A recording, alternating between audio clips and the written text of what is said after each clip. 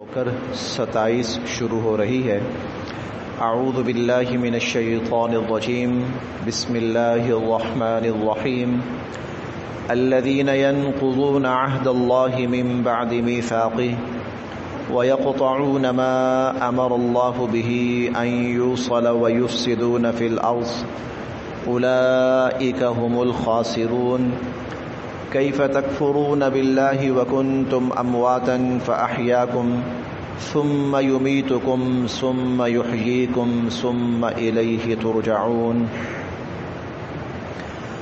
کل کی جو آیت تھی اس کا آخری جملہ تھا وما یضل بہ الا الفاسقین، اور اس مثال سے یا اس قرآن کریم سے جو نافرمان لوگ ہوتے ہیں، فاسق لوگ ہوتے ہیں، وہی گمراہ ہوتے ہیں۔ اب اگلی جو آیت آ رہی ہے، اس آیت میں اللہ تعالیٰ ان منافقین، فاسقین اور نافرمان لوگوں کی کچھ عادات بیان فرما رہے ہیں، کچھ نشانیاں بیان فرما رہے ہیں کہ فاسقین کون ہیں، نافرمان لوگ کون ہیں، کہ قرآن کریم جن کے حق میں یا اللہ کی مثالیں جن کے حق میں ہدایت کے بجائے گمراہی بن جاتی ہیں۔ الذین جو لوگ، الذین جو لوگ ینقضون توڑ ڈالتے ہیں، ینقضون توڑ ڈالتے ہیں، توڑ ڈالنا، کسی چیز کو توڑ دینا، نقض توڑ دینا۔ ینقضون جو توڑ ڈالتے ہیں عہد اللہ، اللہ کے عہد کو، اللہ تعالیٰ کے عہد کو، اللہ تعالیٰ کے عہد و پیمان کو توڑ ڈالتے ہیں۔ من بعد، بعد، میثاق پختہ کرنا، بھی اس کو، من بعد میثاقہ پختہ عہد کرنے کے بعد، میثاق پکا مضبوط پختہ عہد۔ الذین ینقضون جو توڑ ڈالتے ہیں عہد اللہ، اللہ کے عہد کو، من بعد میثاقہ پختہ عہد کرنے کے بعد، پکا عہد، پکا اقرار کرنے کے بعد، اور یقطعون، یقطعون قطع سے ہے، قطع کاٹ ڈالنا، ویقطعون اور کاٹ ڈالتے ہیں، ما وہ امرا حکم فرمایا، اللہ اللہ تعالی نے، بھی جس کا، وَيَقْطَعُونَ مَا أَمَرَ اللَّهُ بِهِ اور کاٹ ڈالتے ہیں جس کے بارے میں اللہ نے حکم فرمایا، ان کہ یوصلا ان کو جوڑا جائے، ان کو ملایا جائے۔ وَيَقْطَعُونَ مَا أَمَرَ اللَّهُ بِهِ أَن يُوصَلَ اور جن رشتوں کو اللہ نے جوڑنے کا حکم دیا ہے وہ ان کو کاٹ ڈالتے ہیں۔ وَيَقْطَعُونَ اور کاٹ ڈالتے ہیں، ما امر اللہ بہ کہ جس کے بارے میں اللہ نے یہ حکم دیا ہے، ان یوصل کہ ان کو ملایا جائے، ان کو جوڑا جائے۔ یہ وصل سے ہے نا، وصل، ملاپ، جوڑ، وصل جوڑ کو کہتے ہیں۔ دو ان کی دو پہچانیں ہو گئیں۔ نمبر 3، وَيُفْسِدُونَ اور فساد برپا کرتے ہیں، فساد مچاتے ہیں، خرابی کرتے ہیں، فی الارض زمین میں، اور وہ زمین میں فساد برپا کرتے ہیں، خرابی برپا کرتے ہیں۔ اولئک وہ، ہم وہ، تو وہ یعنی وہی، تاکید ہے وہی، الخاسرون نقصان اٹھانے والے، خسارہ نقصان، وہی لوگ نقصان اٹھانے والے ہیں، خسارہ پانے والے ہیں۔ فاسقین کی 3 نشانیاں یہاں بیان کی گئی۔ نمبر 1، اللہ تعالی نے جس عہد کو پختہ کیا وہ اللہ کے اس پختہ کیے ہوئے عہد کو توڑ ڈالتے ہیں، یہ پہلی نشانی ہے۔ وہ کون سا عہد ہے جو اللہ تعالیٰ نے انسانوں سے کیا اور اس کو پھر پکا کیا اور مضبوط کیا، پختہ کیا، اور انسان اس عہد کو توڑ ڈالتے ہیں۔ اس عہد سے مراد وہ عہد ہے، اللہ تعالیٰ نے انسانوں کو پیدا فرمایا، بلکہ ابھی پیدا نہیں فرمایا تھا، انسانوں کی ارواح کو اللہ تعالیٰ نے جمع فرمایا، سارے انسانوں کی روحوں کو جمع فرمایا، کیونکہ روحیں بہت پہلے پیدا ہو چکی تھیں۔ پھر یہ روح ہر جسم کے اندر منتقل ہوئی ہے اپنے اپنے وقت میں۔ میری روح، آپ کی روح، حضرت آدم علیہ السلام کی روح یا ان کے بعد کے لوگوں کی روح، یہ ایک وقت پیدا ہو چکی تھی۔ وہ الگ بات ہے کہ کچھ کو اللہ تعالیٰ نے صدیوں پہلے وجود دے دیا، کچھ کو صدیوں بعد وجود دیا، لیکن روحیں پیدا ہو چکی تھیں۔ تو اللہ تعالیٰ نے ان تمام ارواح کو جمع فرمایا۔ 9ویں پارے میں سورہ الاعراف میں اس کا تفصیلی تذکرہ آئے گا۔ وَإِذْ أَخَذَ رَبُّكَ مِن بَنِي آدَمَ مِن ظُهُورِهِمْ ذُرِّيَّتَهُمْ وَأَشْهَدَهُمْ عَلَىٰ أَنفُسِهِمْ أَلَسْتُ بِرَبِّكُمْ قَالُوا بَلَىٰ۔ اب ان سب کو جمع فرمایا، ساری ارواح قیامت تک آنے والی جمع ہیں، اللہ تعالیٰ کو دیکھ رہے ہیں، اللہ تعالیٰ ان کے سامنے ہیں،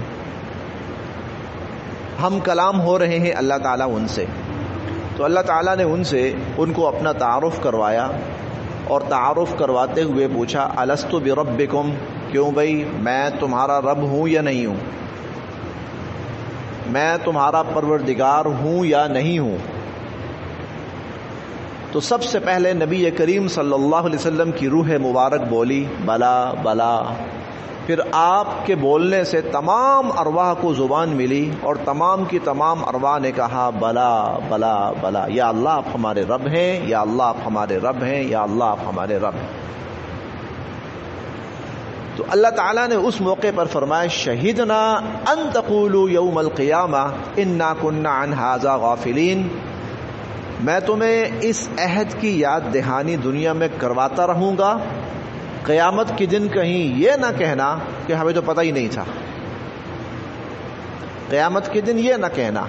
چنانچہ وہ تمام کی تمام ارواح جہاں اللہ تعالیٰ کا حکم تھا واپس چلی گئیں، اور پھر اس کے بعد اپنے اپنے وقت پر جسم کے اندر اللہ پاک ان ارواح کو بھیجتے رہے، اور وہ انسان پیدا ہوتا رہا۔ اب جب انسان پیدا ہو رہا ہے نا، تو یہ اسی کیفیت پر ہے کہ اللہ کو رب مان کر آ رہا ہے، اللہ تعالیٰ کو رب مان کر آ رہا ہے۔ اسی لیے حضور صلی اللہ علیہ وسلم کا فرمان ہے کل مولود یولد علی الفطرہ، ہر پیدا ہونے والا بچہ فطرت اسلام پر پیدا ہوتا ہے، کیونکہ وہ اللہ سے وہی عہد کر کے آیا ہوا ہے۔ ابھی اللہ کے عہد اور اس کے درمیان اور کوئی چیز نہیں آئی، جب پیدا ہو رہا ہے تو وہ اپنے اسی عہد پر قائم ہے۔ اور اسی لیے اگر کوئی بچہ اپنی سمجھ بوجھ اور عقل کی اور جوانی کی عمر کو پہنچنے سے پہلے پہلے فوت ہو جائے تو اللہ تعالیٰ کے ہاں وہ بخشایا ہے اور وہ جنت میں جائے گا، کیونکہ وہ اسی عہد پر ابھی تھا اور اسی پر فوت ہو گیا۔ حضور علیہ الصلوۃ والسلام کا فرمان ہے وَأَبَوَاهُ يُهَوِّدَانِهِ أَوْ يُنَجِّسَانِهِ، أو اس کے والدین جو ہیں بعد میں کوئی کسی کو مشرک بنا دیتے ہیں، کوئی کسی کو مجوسی بنا دیتے ہیں، کوئی یہودی بنا دیتے ہیں، لیکن بچہ جو پیدا ہوتا ہے فطرت اسلام پر پیدا ہوتا ہے۔ اب دنیا میں آ کر اگر انسان اللہ کے کیے ہوئے ان عہدوں کو توڑ دے جو اللہ سے کر کے آیا، اور اللہ تعالیٰ مختلف ذرائع سے بار بار اس عہد کی یاد دہانی کرواتے رہے، اب توڑ ڈالے، تو اللہ فرماتے ہیں یہ فاسق انسان ہے، یہ نافرمان انسان ہے۔ تو نافرمان کون ہے؟ اللہ سے عہد کر کے آئے، روبرو کر کے آئے، اور دنیا میں آ کر جب ان کو وہ عہد یاد کروایا جائے تو وہ اس سے پھر جاتے ہیں، وہ اس سے پھر جاتے ہیں، وہ اس عہد کو توڑ ڈالتے ہیں۔ اس کا ایک مفہوم یہ ہے، بالکل ٹھیک ہے۔ ایک مفہوم اور بھی ہے، اور وہ مفہوم یہ ہے کہ جب انسان کسی ملک کے اندر پیدا ہوتا ہے تو خود بخود اس کے اوپر اس ملک کے سارے اصول لاگو ہو جاتے ہیں، اور وہ خود بخود ان تمام اصولوں کو اپناتا ہے۔ ضروری نہیں ہوتا کہ اس کو ہر اصول بار بار بتایا جائے، وہ خود بخود ان اصولوں کو اپناتا ہے۔ مثال کے طور پر کوئی بچہ پاکستان میں پیدا ہوا ہے، تو پاکستان میں جب پیدا ہوا ہے تو بڑا ہوتا جائے گا تو سارے اصول خود بخود اس پہ لاگو ہو رہے ہیں۔ وہ یہ نہیں کہہ سکتا کہ جناب مجھے تو پتہ ہی نہیں تھا، نہیں بھائی اصول ہیں، آپ کو پتہ ہونی چاہیے، تو اصول اس پر خود بخود لاگو ہوتے ہیں، تمام قوانین خود بخود لاگو ہوتے ہیں۔ اسی طرح جب ایک انسان اللہ کی کائنات میں پیدا ہوتا ہے تو اللہ کے اصول خود بخود اس پر لاگو ہوتے ہیں۔ وہ جب اللہ کی زمین استعمال کر رہا ہے، اللہ کا آسمان استعمال کر رہا ہے، اللہ کی فضائیں استعمال کر رہا ہے، اور اللہ تعالیٰ کی ہوائیں اور اللہ تعالیٰ کے پھل اور اللہ کا سارا رزق استعمال کر رہا ہے، تو اب اس کے اوپر اللہ کے سارے اصول خود بخود لاگو ہوتے ہیں۔ اگلی آیت میں جو ہم پڑھیں گے نا انشاءاللہ، ارے تم کیسے کفر کر سکتے ہو، تم اللہ کے ساتھ کیسے کفر کر سکتے ہو، تم تو بے جان تھے، تمہیں تو جان بھی اسی نے دی، اسی نے تمہیں جان دی۔ مطلب کیا ہے؟ اب جان وہ دے رہا ہے، پیدا وہ کر رہا ہے، تو یہ کیسے ہو سکتا ہے کہ پیدا وہ کرے اور تم عبادت کسی اور کی شروع کر دو؟ تمہیں ساری نعمتیں وہ سہولتیں وہ دے اور تم رب کسی اور کو ماننا شروع کر دو۔ تو الذین ینقضون عہد اللہ من بعد میثاقہ، اللہ کی کائنات میں پیدا ہونا اللہ کے ساتھ خود بخود کمٹمنٹ ہے کہ یا اللہ میں آپ کی مخلوق اور آپ کی کائنات میں پیدا ہوا ہوں تو مجھ پر آپ کے اصول لاگو ہوں گے، لیکن اس کے باوجود جو توڑ ڈالتے ہیں ادھر وہاں بھی کر کے آئے اور پھر یہاں پر آنے کے بعد بھی اللہ کے اصولوں کو نہیں اپناتے، تو یہ اولئک هم الفاسقون، یہ نافرمان لوگ ہیں۔ الذین ینقضون عہد اللہ، جو اللہ کے عہد کو توڑ ڈالتے ہیں، من بعد میثاقہ، اللہ سے پختہ اقرار کرنے کے بعد۔ ہر انسان پر لازم ہے، ہر انسان پر لازم ہے جس میں اتنی سی بھی عقل اور شعور ہے، وہ سوچے اور سمجھے کہ میں کس کی کائنات میں رہ رہا ہوں، اور میں کس کا رزق کھا رہا ہوں، اور میں کس کی دی ہوئی نعمتیں استعمال کر رہا ہوں، اور میں کس کا دیا ہوا وجود استعمال کر رہا ہوں۔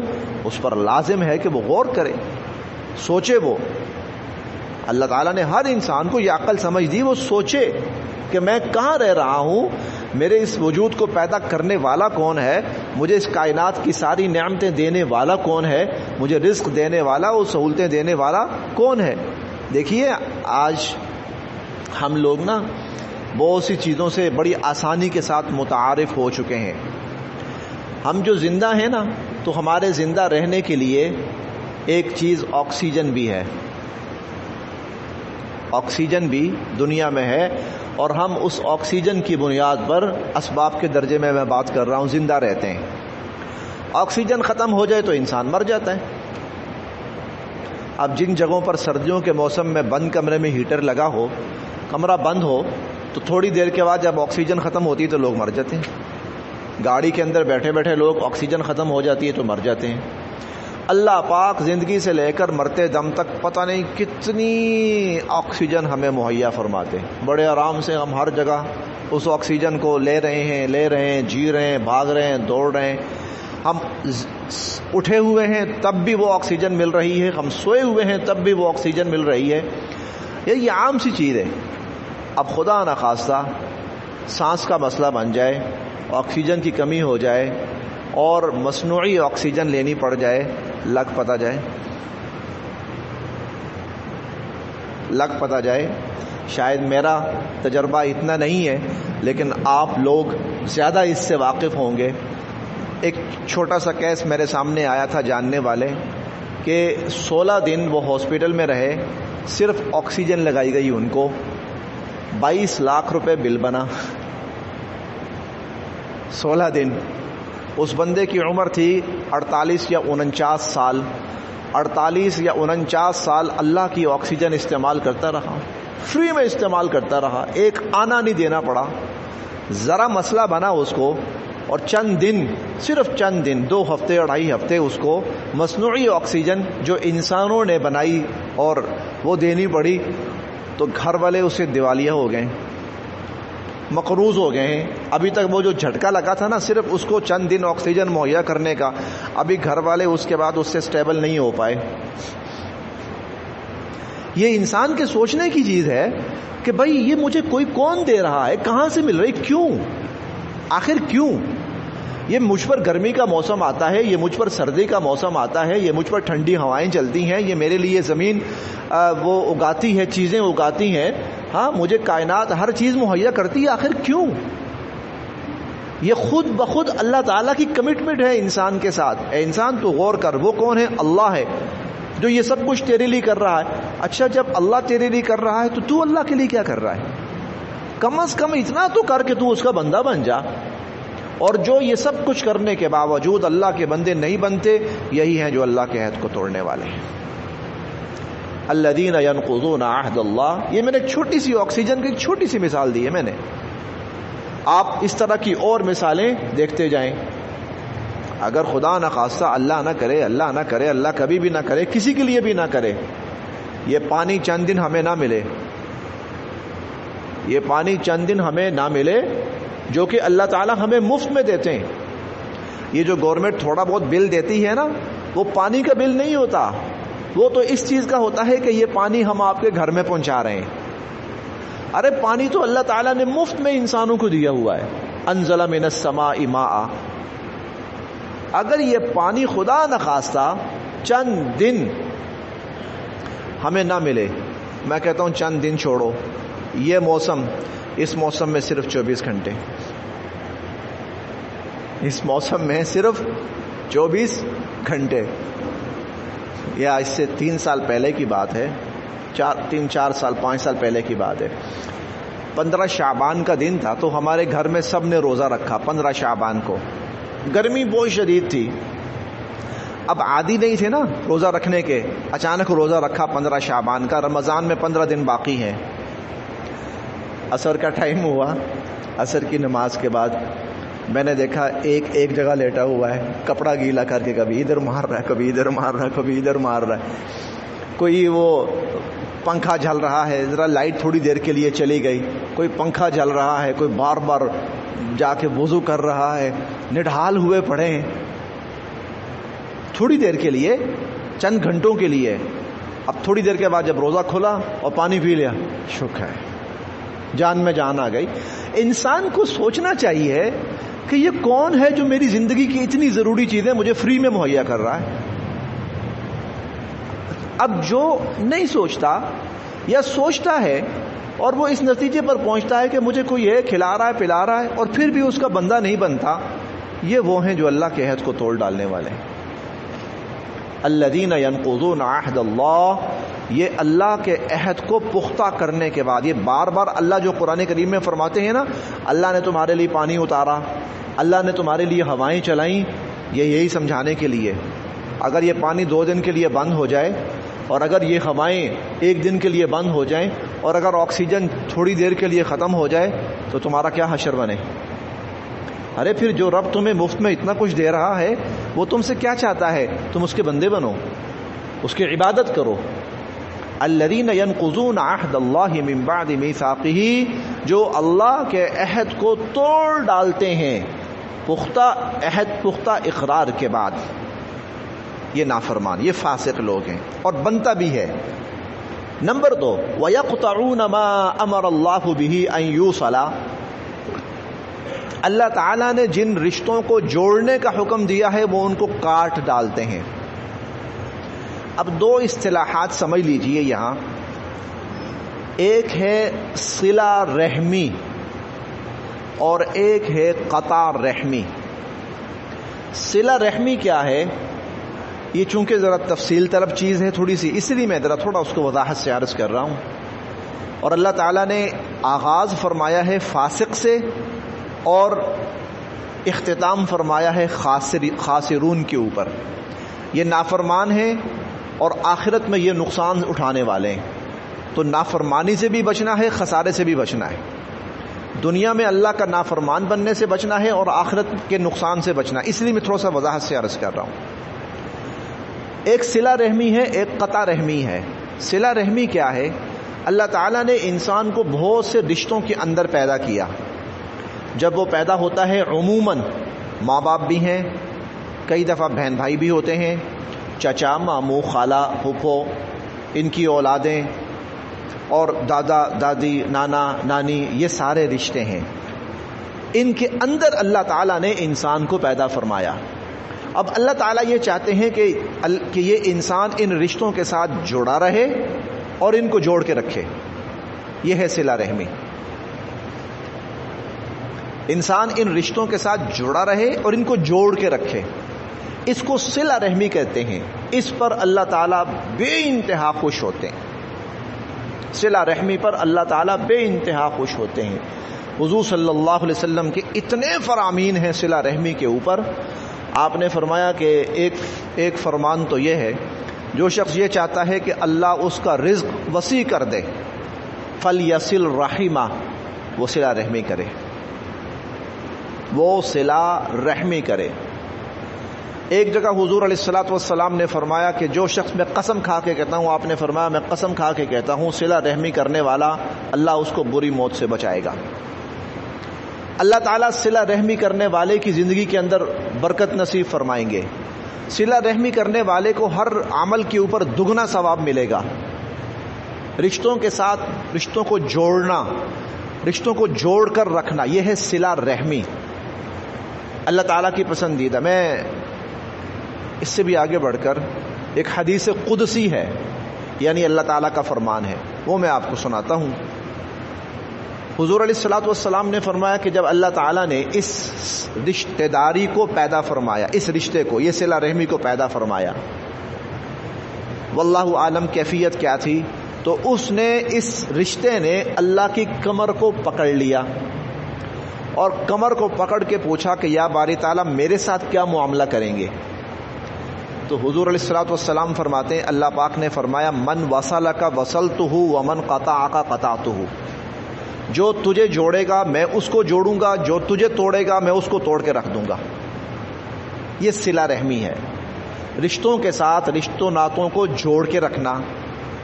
اب بسا اوقات تکلیف دہ صورتحال پیدا ہو جاتی ہے، کوئی رشتہ دار نامناسب سلوک کرتا ہے، اصل صلہ رحمی یہاں پہ شروع ہوتی ہے، اصل صلہ رحمی یہاں پہ شروع ہوتی ہے۔ اب میں اس کی مثال قرآن کریم سے عرض کرتا ہوں۔ حضرت عائشہ صدیقہ رضی اللہ تعالی عنہا پر بہت بڑی تہمت لگی، جھوٹا الزام۔ حضور صلی اللہ علیہ وسلم کی زوجہ محترمہ ہیں، حضرت ابوبکر صدیق رضی اللہ تعالی عنہ کی صاحبزادی ہیں حضرت عائشہ صدیقہ رضی اللہ عنہا۔ الزام لگانے والے منافقین پروپیگنڈا اتنا کیا کہ اس پروپیگنڈے کے اندر ایک دو مسلمان نادانستگی میں شامل ہو گئے۔ ان کے ذہن میں آیا کہ ہو سکتا ہے ایسا ہوا ہو، حتیٰ کہ ان میں حضرت ابوبکر صدیق رضی اللہ تعالی عنہ کے ایک بھانجے حضرت مستہ ان کا نام تھا، نادانستگی کے اندر وہ بھی کہیں اس میں شامل ہو گئے۔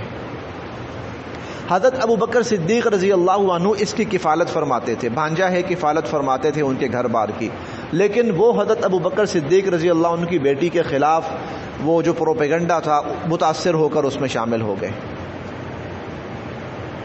جب ساری بات کھل کے سامنے آ گئی، یہ جھوٹ ہے، سراسر جھوٹ ہے، اللہ تعالیٰ نے فرمایا جنہوں نے جھوٹا الزام لگایا ان کو 80 کوڑے ماریں، یہ سب جھوٹے ہیں، حضرت عائشہ صدیقہ رضی اللہ عنہ پاک صاف۔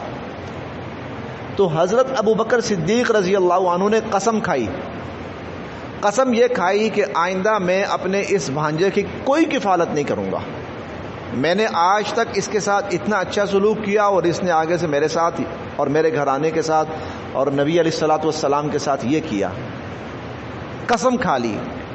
اللہ تعالیٰ نے قرآن نازل فرمایا وَلَا يَأْتَلِ أُولُو الْفَضْلِ مِنْكُمْ وَالسَّعَةِ أَنْ يُؤْتُوا أُولِي الْقُرْبَى وَالْمَسَاكِينَ وَالْمُهَاجِرِينَ فِي سَبِيلِ اللَّهِ وَلْيَعْفُوا وَلْيَصْفَحُوا أَلَا تُحِبُّونَ أَنْ يَغْفِرَ اللَّهُ لَكُمْ وَاللَّهُ غَفُورٌ رَحِيمٌ۔ جو اپنے عزیزوں رشتہ داروں کی خدمت کرتے تھے، صلہ رحمی کرتے تھے، خبردار اب وہ قسم نہ کھا بیٹھیں کہ ہم صلہ رحمی نہیں کریں گے، وہ قسم نہ کھا بیٹھیں، بلکہ ان کو چاہیے کہ معاف کریں، درگزر کریں۔